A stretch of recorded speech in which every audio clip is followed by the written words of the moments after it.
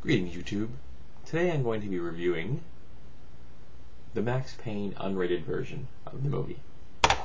Now, when this film was initially released, I thought it had some interesting visual images. I'm a Mark Wahlberg fan to a small degree. I enjoy his physicality. I like the way he moves in a film. He always has that presence as though he's a boxer, as though he just seems to flow very well visually when he moves through a film, and I appreciate that. He apparently, however, has a really bad decision making when it comes to films that he's in. I think a lot of his talent is being wasted. But when this was released, this film was from 20th Century Fox, and Fox was caught up in the controversy about Watchmen at that time. And they were in the position where they were possibly delaying or even going to prevent Watchmen from being released because of legal consequences, because of some really bad decision making on the part of a number of different studios about who owned the property rights to Watchmen, back and forth kind of thing. And a lot of people on the intertubes were saying that they were going to boycott Max Payne because of the situation. Now, I was not in love with the property of Max Payne. I'd never played any video games. I don't play video games. And it didn't look interesting enough to me to rush out and see it at the theater, even at a matinee. So I figured, you know what the heck, I'll throw my hat into the I'm not going to see this because Fox may be screwing Watchmen party. But I knew eventually I would probably rent it or something. And I find this copy at Blockbuster for $4.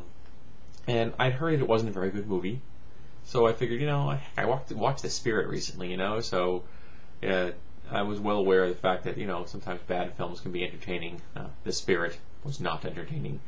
So I thought I'd give this a view, and last night I watched it with my wife. And I was actually surprised that the film was a lot better than I thought it was going to be. I think the hype over the whole Watchmen controversy played against this film. People made more of the bad aspects of it than they really were. I think what this film suffers from is it's incredibly unfocused, unbelievably scattered. It's like it's trying to go into 5 different directions at once. And if they'd just gone in like 1 or 2 directions, I think the film would have been better, and it would have entertained people, and would have been more well received by the audience, both fans of the video game and people that weren't. Because I liked the visuals. I think they did some really nice play with light and shadow and scene blocking. There's a lot of nice pans. There were a lot of nice, the way they would bring the camera down a building and into an alley. And I think that the cinematography really showed some artistry and some craftsmanship, and I appreciated that. I liked the way they had the people, and the costuming was good. It had a nice feel of an urban, gritty setting without being too over the top. It wasn't like that. It didn't have the visuals of like Sin City, which really took it into like a cartoon aspect. This still looked real, and yet it still had this almost film noir kind of thing going for it, and I liked that. But it just was trying to cover too much ground. The main character is angst-ridden and survivor of a horrible event, working in this cold case file in the police, and yet he's sitting at a desk almost all day long, filing things, and yet he's carrying 2 pistols on his body. So he looks like he's ready for action at any second. Yet he's in a scene where there is going to be no action. All right, you don't want to be carrying 2 big pistols on your body unless you have to. Realistically, no one does this. They do not strap guns on their body unless they really need to, unless they're going to go into a situation where they're going to use them. You just don't wear them casually around the office. They're annoying.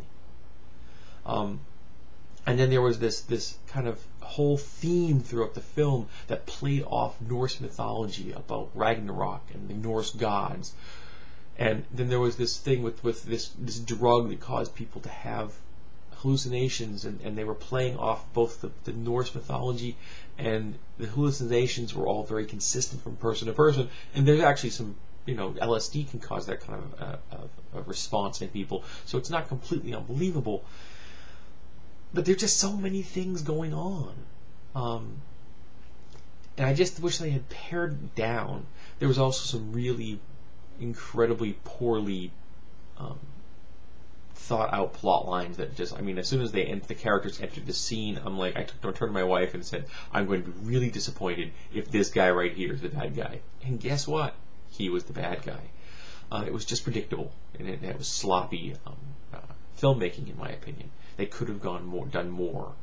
They had Mark Wahlberg doing these wonderful gravelly voiceovers, which I thought were really nice. I like that film noir voiceover thing. I enjoy it.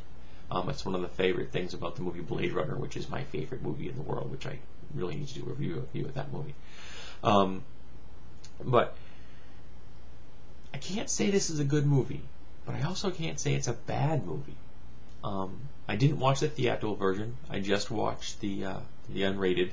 I'm surprised that the unrated actually wasn't more unrated. The original was PG-13, and I figured that they would have actually gone a little more adult with the unrated version. There were a couple of potential times when they could have gone with more adult scenes, and they didn't. I thought that was interesting, which means they probably didn't have the footage. They didn't film the footage and didn't cut it. They never figured they were going to release an unrated version, probably. It just didn't occur to them. But overall, it wasn't a bad time. I saw the potential for what this film could have been, which is kind of disappointing. But overall, it was a mixed bag. So if you're going to give it a rating, I'd give it a 3 out of 5. If you like Mark Wahlberg, watch it. And if you're a fan of the video game, maybe. But if you're not, skip it.